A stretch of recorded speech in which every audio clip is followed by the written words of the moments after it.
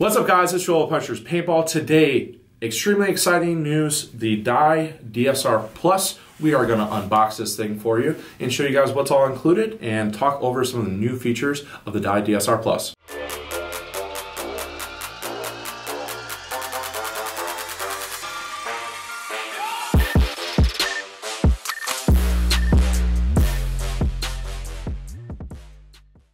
Alright guys, so here we are. We have the Dye DSR Plus. This thing has been kept under well wraps as far as like most. We didn't hear about it until basically this week. This is the week before the release. Yeah. You guys will be seeing this video on September 14th on Tuesday. This is the week before. We just got word of it this week, and I think that Dye knocked it out of the park with this gun, and we're going to explain a few of the reasons why. Keegan, you want to unbox this thing for us? Yeah, might as well. So you just got the standard Dye DSR packaging. Got the sleeve around it, which is kind of nice. Shows some of the information. However, it just gets trashed anyway. It does. It does. Just like the planet boxes we were talking about. Yep. The actual case is pretty much identical to the original DSR case. They just had a little plus there. Yep. Still got the Dye sticker on the tag there. And other than that, I mean, I don't see any other differences with the case. Just real simple. Yep, the case is nice. It's going to be a hard case. You're not going to have any issues with it denting or anything else like that. I noticed that a lot of the Dye cases do get like dirty though, and it's very hard to like, you know, clean them up and everything else like that. It's going to do a good job of protecting the case. I like the fact that it, like, I like the shape of it. Yeah. I wish I had a carry handle. It doesn't have a carry handle, but needless to say, overall, decent case. Yeah. Opening it up. First thing is you're going to see your barrel. I believe this barrel is the same. They didn't change the barrel, did they? Yep. So it's a 688 back UL barrel system with a UL tip, and it's an overall length of, I believe, 14 inches. Yeah. Got your Dye barrel cover right here. Actually, did they not even put Dye on this? They did not put Dye on it. It's an all-black barrel cover. All-black barrel cover. Does the same trick, though. Yeah. And then you're just normal Allen keys, nothing special about them. Yep. Got your little quick start guide right here, as well as your real nice Dye warranty card. Warranty card there, and then we'll kind of pull this out to show everybody. Yep. Quick start guide. It's going to walk you through basically all the different O-rings. I think it's really nice that they did include a parts or like a diagram of the bolt, so that way if you need to rebuild your bolt system, you can do that. There's only a few O-rings on the bolt system, which the Arc Plus design comes with. Overall, pretty nice there. And then on the other side, it's going to walk you through how to change your battery system, change your velocity, stuff like that. Pretty basic stuff, but the main things that you're going to want to know. Figured they might put something that we're going to talk about here soon on, but they did not. Okay. We'll get to that here in a bit. Lastly, or I guess not lastly, you're going to have the gun in the big compartment. Have a little bit of lube here, the Dye lube. Pull this back here a little bit. Yeah. Got you a little bit of Dye lube. This is, I don't think it says how much is in here. I think it's a 1/4 ounce. Yeah. I think. So, a little slim, but it's still lube. USB-C. Or no, not USB-C. No, micro USB. Micro USB. Micro USB to plug in your board if you need to do any software updates. Yep. It does. One thing that Dye does that I think is ingenious is that they don't put the battery, your 9-volt battery, they don't put it in the gun. Yep. So that way when you receive it, you get a fresh battery. Overall, I think that's, you know, it's a small touch, but I think it's a smart thing for Dye to do. Definitely agree. And then your parts kit, you have a couple extra of the detents to put on the eye system, and then just some O-rings, some extra screws, nice bits and bobs there, and then the silica packet. Don't need those. Boy's named. Talk about a way to die, right? You just buy your brand new Dye DSR Plus, and then they left some candy in here. Right. Yeah, don't confuse our candy for silica gel. Silica gel. Yes. Yeah. And then the gun. All right. So Dye DSR Plus improvement from the DSR. So funny story. Some pictures leaked this week from another retailer, and immediately lots of follow-up from players that were saying that they didn't like it because it looked exact identical to the DSR. Keegan, you want to bring in that DSR? Yeah. So this is a used DSR. We don't have any new DSRs right now. But barrel system and all that stuff, it's going to be the same. There are some differences. This gun, another thing that I should mention is that this gun does have an upgraded trigger as well as an upgraded feed neck. So, but needless to say, the DSR Plus definitely has quite a few different things that make the gun different compared to the DSR. Yep. So first things first, can you mind grabbing the barrel? Yeah. So barrel-wise, it's going to be the same barrel. There's going to be no difference there. One thing that I'd like to mention is that there are, I believe, 4 or 5 base colors, and there's 2 PGA options with the DSR Plus. And overall, I think the anodizing job they did was great. They went away from this dust finish and they went to a gloss finish with some of the base colors. Yeah. This is the only one that we have currently. The other ones are on their way to our store. But overall, I think that like they made the gun look more fancy / expensive, which is nice. Definitely. Barrel system is going to be the same. Keegan, your favorite thing about it? Why don't you talk about that? My biggest complaint with the DSR and what made me dislike the gun was the fact that I like to wrap really hard into my guns. When I'm holding the front grip, I wrap really far over, as you can see there. I have like the palm of my hand almost in between the trigger guard and the front grip. And with the DSR, they just didn't leave a lot of space there, so it kind of like scratches my hand on the trigger guard, and I didn't really like that, couldn't really get in, so I wasn't huge on that. They fixed that with the DSR Plus, and I love it. They added a ton of extra space in between, and now I can fully wrap in, and this feels like the same amount of room that's between my like CS2 trigger guard and frame. Yeah, so to give you guys an idea, it's probably a solid, I don't know, 1/4 of an inch extra of space, which when you're talking about the overall feel of the gun, makes a big difference. So where they got that space, they lengthened it very slightly. And they lengthened it from the feed neck. Yes. So the forward portion of the gun is, so there is no, and we'll talk about the bolt system, but there is no difference in the volume chamber as far as the volume chamber being larger. It's nothing. Yeah, they also backed off the trigger guard slightly. It still doesn't feel like overbearing, like you're going to be clipping your fingers like on some guns. It feels like just the right amount of space. So I love that they did that. It actually makes me enjoy holding this gun. Yeah, absolutely. And a lot of people like the extended feel. Most people would make the argument that the extended feel leads to a better snapshot and stuff like that, because if you're longer out, it just is all one movement. More control over it. Yep. So next thing with the DSR Plus, why don't you just show them that too, man? The 9-volt battery. So with the DSR, the regular DSR, you had this like plastic notch here. They had to turn 180 degrees to pull your front sleeve off. And basically, as you can see, this, I'm not sure if you can see it out there, but needless to say, that one would get worn pretty significantally because that it's just plastic. Yeah, and you had to have a tool for it. Like people would normally keep a coin in their case. The amount of DSRs we've gotten in that with just have like a quarter in them. They fixed that on the DSR Plus. They actually have this little finger lock. They also left a slit, so if it's tight, you can use like a flathead screwdriver, which is nice, or go back to your quarter. So now you can just grab it. It is a little bit tight, but that should loosen up because the gun is brand new. Yeah, so if you guys see Keegan struggling a little bit, A, that's probably a good thing, but B, to Keegan's point, over a period of time it's going to wear nicely and you're not going to struggle as much. Yeah, so maybe if that it can be shown. Yep. We'll get some B-roll later of that. They just had to change it ever so slightly to make that possible. The actual battery housing, but other than that, it looks pretty much the same. So very similar to like a Planet gun. Like your 170R, Geo4, CS2 Pro, CS1 platform, all that stuff. It's very similar. I like the fact that with the Dye guns, this foregrip is locked into place. I'll never forget, I was up in like the 30 bunker one time, and I was playing this brick, and I had my CSR, and like the guy surprised me, or no, excuse me, it wasn't. It was actually the M3 Plus. And the guy surprised me so bad that I pulled my foregrip off. He didn't shoot me, but I pulled the foregrip off. So like this gun, it's not going to happen, which is nice.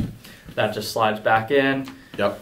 And then you can 180 turn. 180 turn it back in, and now that's locked into place. Yep. Which is nice. No crazy snapshot problems. Yeah. So next thing, feed neck. It has a clamping feed neck, which is a really nice touch to it.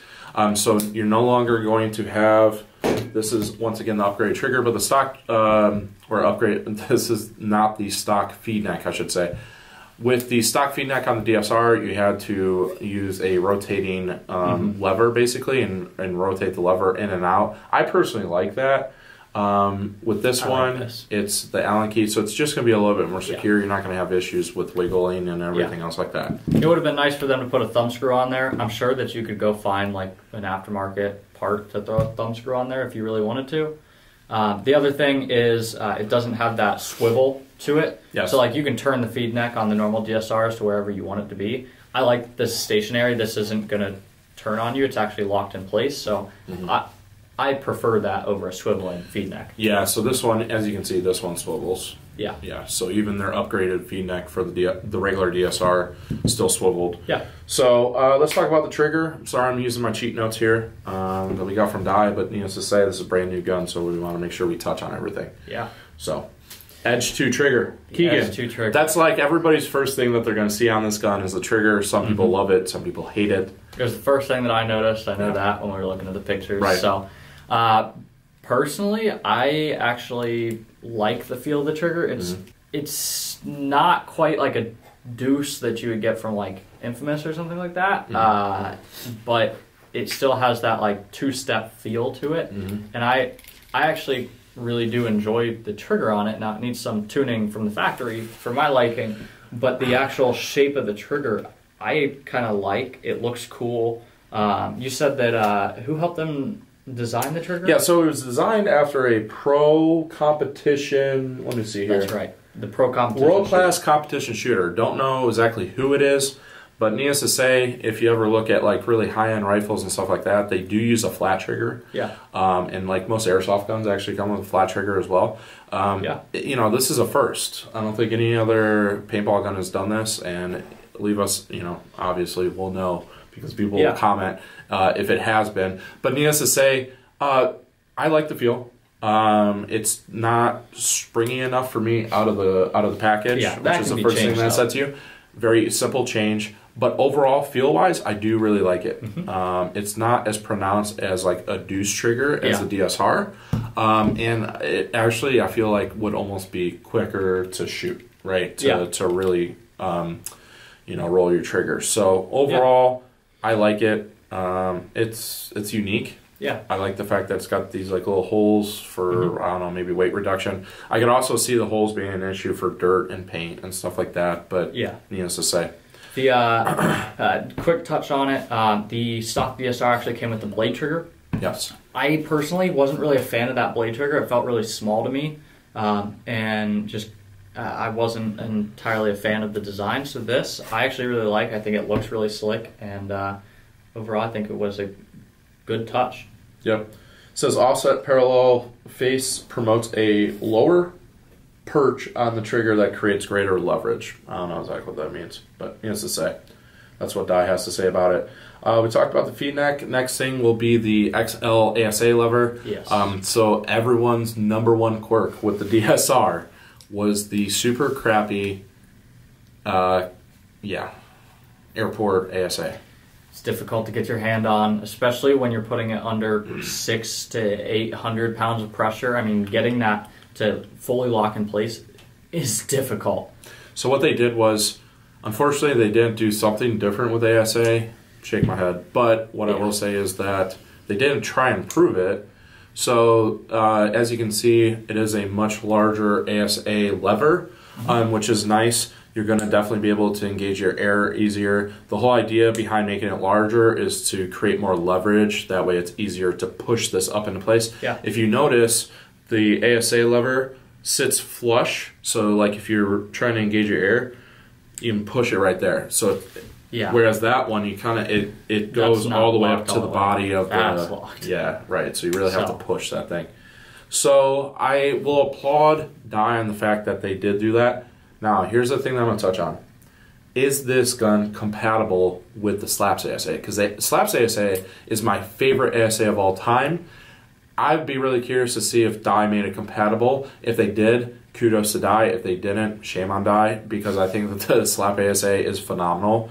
Yeah. But needless to say, you know, we'll see if they made it compatible or not. Bolt. So the bolt is the major big thing that we'd like to touch on here. One of the two major things. We haven't gotten to the other major thing yet.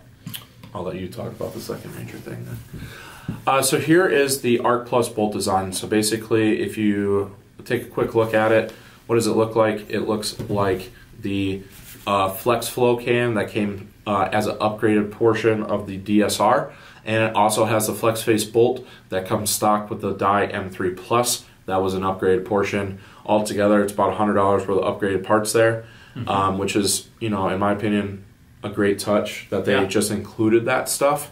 So that's very nice. Keegan, you have the stock bolt. Yes. You have the stock bolt and the stock can. So basically just made for a smoother shot, more efficient, and the Flex Face bolt was designed to handle more brittle paint. I used the M3 Plus with the Flex Face bolt, and like I could shoot any paint out of that gun. I never chopped paint no matter what. It was super reliable. Some people were concerned about this rubber tip being an issue as far as like bolt stick. I never had any issues with mine, and I had over 60,000 shots on my gun. So needless to say, 100 plus parts, $100+ in extra parts there. I think that's a huge touch that, you know, when we talk about the overall value on this new gun, definitely something to consider. Yeah. And then to your point, I realized, go probably ahead. in my opinion, the biggest thing that they changed on this gun was actually underneath the grips. Now I've preemptively taken out the screws, that way you don't have to watch me sit here and tinker with guns. Grips come off exactly the same. You can just unscrew them here and then pull forward, and they pop out of their little like notch area in the front, and they clip on the back. There we go. There we go. They do have clips on them, just like the standard one, so you do have to pull them forward. And one thing before kicking us to that point is that supposedly they made these grips a little bit stronger because they tore in the back and everything else like that. So to me, it feels the exact same, but Dye's advertising that it is different. So needless to say, basically what happened is this bottom portion would rip when you tried to take the gun apart. So just something that I'd like to point out. Keegan? Yeah. So the biggest thing that they changed on this gun is actually right here. I can see your excitement. I'm excited for this because of your excitement. Yeah. The SFR, the solenoid flow restrictor. You can see this on clips. Yeah, pretty much. You can see this also on the Geo4, the Geo 3.5, the Geo 3.1. The Geo yes, Geo 3.1, Geo 3.1, Geo 3.5, CS1 platform, so CS1, CS1.5, CSR platform. The Geo 4 is not on the CS2 platform gun, but needless to say, Keegan, why don't you explain what it means? So the SFR stands for solenoid flow restrictor. Basically, you can adjust this higher or lower. So the idea is that you can actually tune the shot on the DSR Plus. Was not a feature on the DSR, is not a feature on the M3 Plus, is not a feature on any other gun besides the only other gun that offers that is the Planet Eclipse, the newer Planet Eclipse CS1 and Geo 4 platform guns, and the the Geo 3.5 as well. Yeah, in my opinion, that's a huge thing. It is. This gun, I actually did like the shot of this gun, but it was how it felt in my hands, especially with that front grip, that I didn't like. And now the fact that you can soften up that shot or make it snappier, like, that's huge to me. It is. 100%. I'm really excited to go see this thing shoot. We're not shooting it today. For you guys that are seeing this on Tuesday, stay tuned. There will be a shooting video to follow up on Friday of this thing shooting. But needless to say, I'm really excited to see the difference between, turning that SFR down, turning it up, seeing the difference in shot as compared to how it shoots with the normal DSR. Overall, let's talk about price and where this thing stands compared to the regular DSR. So the regular DSR stock colors came in at $899.95. And then the upgraded colors were $924.95. And then I think that even like the camo one might have been $950. But needless to say, the standard colors for the DSR Plus are going to be $1,000, so $999.95. And then the PGA colors, which as of this current moment, upon the release of the gun, there's two. The PGA bronze and then the like fruity tooty color. Sprinkles? I don't know. I think it's, PGA sprinkles or something. Oh, is it? I don't know. But needless to that. say, you guys are seeing this right now as we're talking about. But needless to say, those are going to be $1,100. Do I think it's worth the price? Well, let me ask you. Comparing it to the original DSR, I think yes. I mean, just in the upgrades alone, you'd be looking at that price anyway. Correct. For 100%. For the just full the upgrades, yeah, you were looking at that price anyway. So an extra $100 to just have those included, I think, is worth it. Along with that, you're getting the upgraded lever on the ASA. You're getting the upgraded battery removal. You're getting in my opinion, a better feed neck, a better trigger, the SFR on the gun, and overall just a newer gun as well. Yeah, so absolutely. And the milling's different too. Yeah, kind of takes, to the Field 1 Force. It's got this like almost gilled milling. And then, to my point, the only thing that you didn't touch on, Keegan, that I think is cool is that they did gloss colors, and the gun just looks so much more expensive. Yeah. Right? Which, I mean, when you're spending $1,000, you want it to look good, right? And this gun, I think, looks phenomenally better because of the gloss finish compared to the regular DSR. So I think overall, for $1,000, it's definitely worth the price. Yeah. You're $100 more than the 170R or the Shocker Amp. But I will say, like, this has some really great features. It does. And the Shocker Amp and the 170R, which we'll be doing some comparison videos in the future. But needless to say, I think that this has some really interesting features that neither the Amp or the 170R have, which is really nice. Yeah. So we'll be really curious to compare these and see where they stand compared to the other two. But overall, for $1,000 compared to the regular DSR, it's definitely worth it in my opinion. Yeah. Like you said, base color to base color, it's $100 difference. Boom, there you go. Flex face bolt, flex flow can. There's $100 right there. Yeah. Better ASA, better feed neck, different trigger. I wouldn't say necessarily better. I personally like the feel of it, but that's my opinion. Yeah, that's a subjective thing. Yeah. And then this being able to change out your battery without having a and keeping a quarter in your case. The gap there as well. Yes. Yeah, and ergonomically, to most people, it's going to feel better. So yes, I think that's worth the price. We're excited to we're excited to have these. Yeah, you guys probably know how much I like to trash on Dye because I've never been a huge fan, and truly I think that this gun has potential. I so far am impressed, and I'm excited to shoot it for you guys. Alright guys, so there you have it. That is the Dye DSR. I hope that you guys enjoyed this video. Keegan, thank you very much for your insight. And if you guys like this gun, we do have some available in stock at punisherspb.com. So head on over to the website to pick one up today, and we will see you guys next time.